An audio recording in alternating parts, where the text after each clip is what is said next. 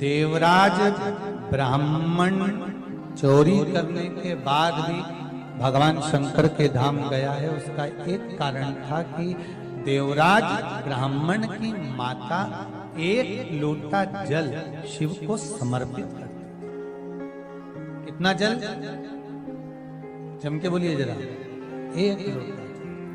और आप सबको कहूंगा, शिव मंदिर में प्रतिदिन एक लोटा पानी, एक लोटा जल अवश्य अवश्य चढ़ाना।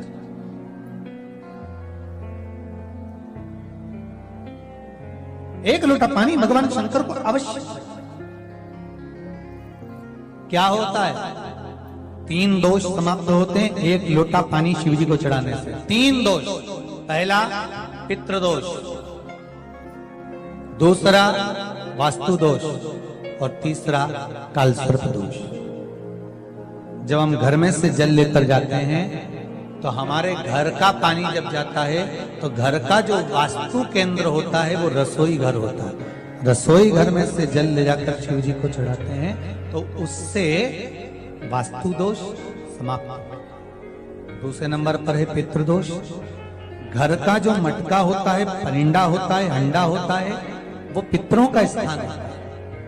उस पितरों के स्थान पर जो जल भरा होता है उसमें से अगर भाग भगवान शिव को चढ़ाया जाए तो पितरों का देवता आर्यमा भगवान शंकर के कहने पर चलता है। इसलिए वो भाग जब शिव को प्राप्त होता है तो आर्यमा संतुष्ट होकर पितरों को भी फल प्रदान करता है। तीसरे नंबर पर कालसर्प दोष। भगवान शंकर को एक लोटा पानी अगर चढ़ा रहे हो, भगवान शिव पर एक लोटा पात्र जल का अगर चढ़ा रहे हो तो आपका कालसर्प दोष समाप्त। कालसर्प दोष होता कैसे? शंकर भगवान का चढ़ा हुआ जल तुलसी जी में चढ़ाने से पत्रिका में कालसर्प दोष हो जाता है। जैसे माँ जो होती है ना, घर की जो माँ होती है, अगर गर्भ में बच्चा है, गर्भ में संतान है और वो शिव जी पर अगर एक लोटा पानी जैसे शंकर जी पर जल चढ़ाया, थाली में सारे भगवान को नेला लिया, गणेश जी, देवी जी, शंकर जी, सारे देवताओं को एक ही थाली में रखकर स्नान कराकर वो शंकर का चढ़ा हुआ जल जब चढ़ाया जाता है तुलसी जी में ले जाकर लोग डाल देते हैं, उससे जो बच्चा जन्म लेता है उस बच्चे की पत्रिका में कालसर्प दोष आ जाता है।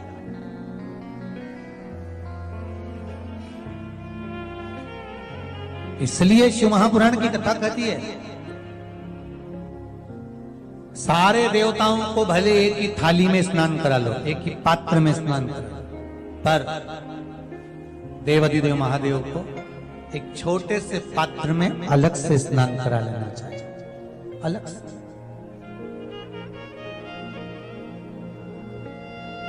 और उस पात्र का जल शिव जी को समर्पित करा हुआ जल तुलसी जी में नहीं डालना। तुम्हारे घर में जो पौधा हो आप उसको उसमें समर्पित करो। जैसे बेलपत्री चढ़ाने के बाद जल चढ़ाना या जल चढ़ाकर बेलपत्र चढ़ाना। एक पत्र है, बड़ा सुंदर है, छोटा सा भाव, प्रश्न अच्छा है, आप सबके हित का।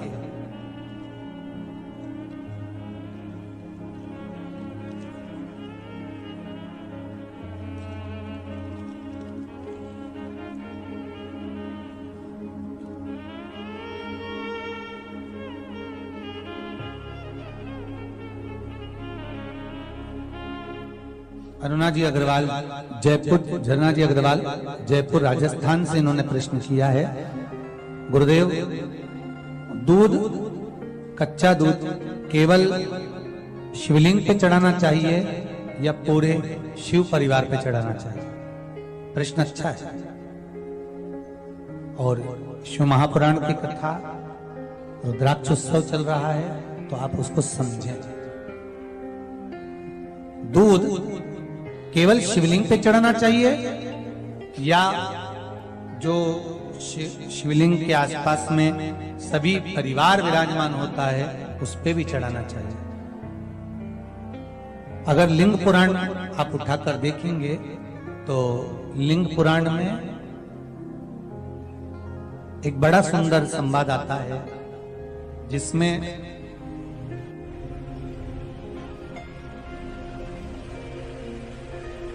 पीले कलर के शिवलिंग का वर्णन है। सफेद, लाल, पीला और काला, ये शिवलिंग का आपको पहले वर्णन करा है। ब्राह्मण सफेद मट्टी का शिवलिंग बनाता है, वैश्य पीली मिट्टी का शिवलिंग बनाता है, क्षत्रिय लाल मिट्टी का शिवलिंग का निर्माण करता है, शूद्र काली मिट्टी का शिवलिंग का निर्माण करता है। काली मिट्टी के शिवलिंग का निर्माण करता है। ये जो वर्णन किया गया है कि उसमें लिंग पुराण के अंतर्गत एक पीले शिवलिंग का वर्णन आता है कि पीला जो शिवलिंग होता है उस शिवलिंग का भाव कितना सुंदर बताया गया है। उसमें व्याख्यान वर्णन में आप अगर पढ़ेंगे देखेंगे लिंग पुराण के अंतर्गत तो उसमें आता है कि दूध जब आप देव अधिदेव महादेव के शिवलिंग पर समर्पित करते हो तो शिव महापुराण की कथा कहती है, लिंग पुराण कथा कहती है, नर्मदा पुराण, स्कंद पुराण, पद्म पुराण, अग्नि पुराण, सारी पुराणे वर्णन करती है। वराह पुराण, ब्रह्मवेत्ता पुराण, ये जितनी पुराणे सब वर्णन करती है कि जब शिवलिंग पर हम दूध चढ़ाते हैं तो केवल शंकर भगवान के शिवलिंग पर दूध चढ़ा देने से संपूर्ण परिवार पर दूध चढ़ जाता है। अलग से हमें कहीं चढ़ाने की जरूरत नहीं, अलग से हमें कहीं दूध ले जाकर चढ़ाने की जरूरत नहीं कि हमें गणेश जी को अलग से चढ़ाना पड़ेगा, देवी जी को अलग से चढ़ाना पड़ेगा, कार्तिकेय जी को अलग से चढ़ाना पड़ेगा या नंदी को अलग से चढ़ाना पड़ेगा। तो जो प्रश्न करा है गन्ना जी अग्रवाल जी ने, जयपुर राजस्थान से हैं, सुंदर प्रश्न करा है। और ये आपको ज्ञात होना चाहिए कि शंकर भगवान पर चढ़ाया गया थोड़ा सा भी दूध जल जो हम भगवान शिव को समर्पित कर रहे हैं वो केवल शिव के लिए नहीं रहता, केवल भगवान शंकर के लिए नहीं है, वो स्वयं 33 कोटि देवताओं को समर्पित हो जाएगा, स्वयं 33 कोटि देवताओं को।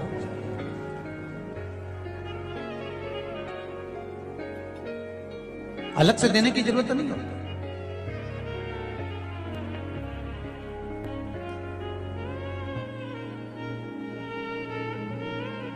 महाराज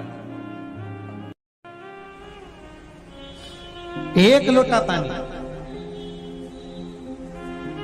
बेलपत्री आप शिवलिंग पर पहले चढ़ा रहे हैं, उसके बाद जल चढ़ा रहे हैं। दूसरा, जल चढ़ाने के बाद बेलपत्र चढ़ा रहे हैं। ये दो अलग अलग क्रम है शंकर भगवान की पूजन के। आप समझ लीजिएगा जरा, ये प्रसंग कभी नहीं आया, आज आया है तो उसको समझ।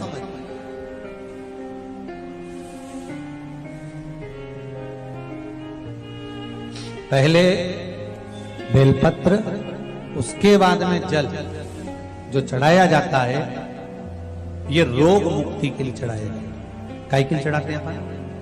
रोग के निवारण, रोग मुक्ति के। जैसे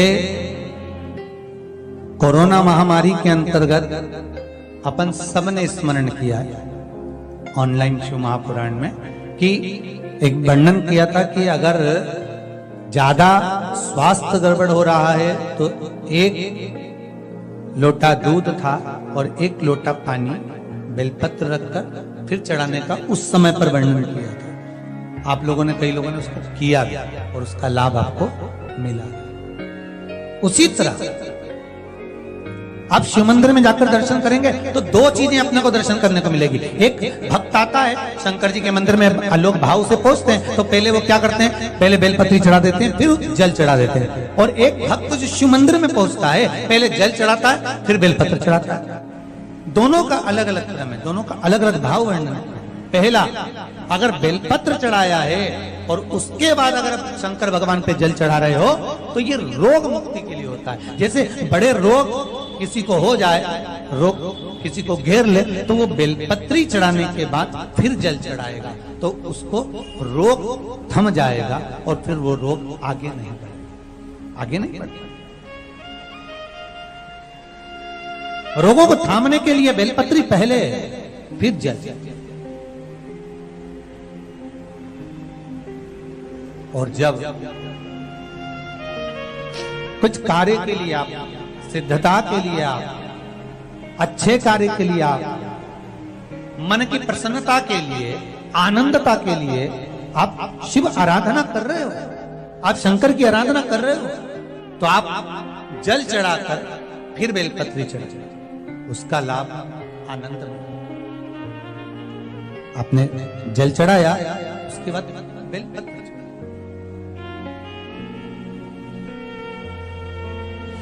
बस एक बात का स्मरण आपको होना चाहिए शिव महापुराण का, कि जब भी आप भगवान शंकर को बेलपत्र चढ़ाते हैं, बेलपत्र समर्पित करते हैं, बेलपत्र समर्पित करते समय प्रयास करा करें कि ये बेलपत्र को जब भी आप समर्पित करें, प्रयास करें कि बीच की जो पत्ती होती है बेलपत्र की, मध्य की जो पत्ती होती है, उसको अंगुष्ठ से पकड़ा जाए। उसके बाद में आप फिर बेलपत्री को शिव पर समर्पित करें, प्रयास करें। बेलपत्र जो हम भगवान शंकर को समर्पित करते हैं, उसका मध्य जो भाग होता है, बेलपत्री का जो 3 देवताओं का मध्य जो भाग होता है, उसको पकड़कर बेलपत्री को शिव को समर्पित करना चाहिए। पूर्व की कथाओं में यह भी वर्णन किया है कि बेलपत्री की डंडी का मुख कहां होना चाहिए। पूर्व की कथाओं में यह भी बताया गया है कि बेलपत्री की तीनों डंडियों के बीच में, तीनों पत्तियों के बीच में जो खाली जगह होती है, डंडी होती है, उसका क्या महत्व है, ये पूर्व की कथा में पहले बता चुके। पर आज जो क्रम चल रहा है कथा का, उसमें अपन जो समझ रहे हैं वो ये होना चाहिए कि आप किस कामना से जल चढ़ा रहे हैं, आपके जल चढ़ाने का क्रम क्या है। अगर आप रोग मुक्ति के लिए चढ़ा रहे हैं तो पहले बेलपत्र चढ़ेगी, फिर जल चढ़ेगा। आप कार्य सिद्धि के लिए चढ़ा रहे हैं, पहले जल चढ़ेगा, फिर बेलपत्र चढ़ेगी। और यदि कोई विशेष कार्य है आपका, जो आपको भगवान शंकर से जाकर कहना है, कोई विशेष कार्य, जैसे ब्रह्मलोक में ब्रह्मा है, वैकुंठ में भगवान विष्णु है, पर संसार सागर में, ब्रह्मांड में, मृत्यु लोक में अगर कोई देव है तो वो देव अधिदेव महादेव, वो देव अधिदेव महादेव, दूसरा नहीं।